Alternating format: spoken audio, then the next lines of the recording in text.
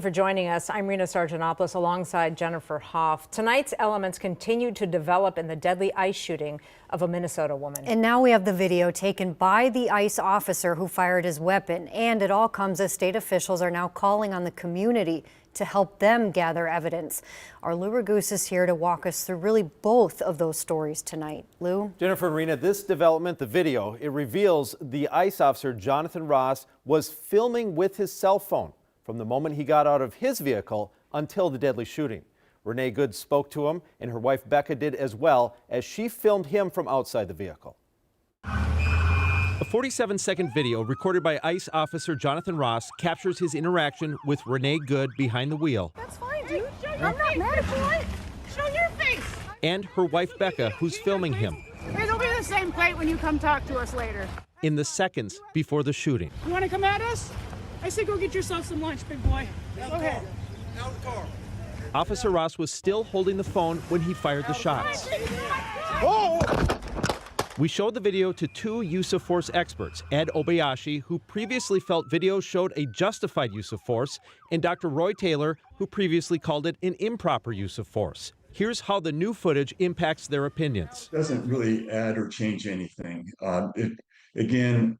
It's a video that shows that this officer, this agent, may have reasonably believed that his life was in imminent danger. I don't believe that Renee intended to hit the officer. I mean, she's smiling. I mean, she's doing what she thinks she's doing to prevent them from doing their job. And, she's not scowling or screaming or yelling or anything. And I think she started pulling ahead, maybe didn't even realize that the officer was right at the corner of her car.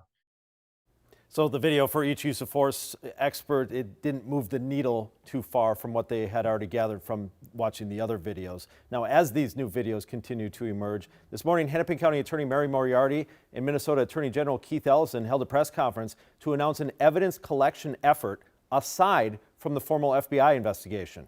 This comes after the FBI initially agreed to a joint investigation with the BCA, but then reversed course, not allowing the BCA to access any evidence. Moriarty unveiled a QR code. People with direct information statements or video from the case can submit through that to her office, where it would then be turned over to the BCA.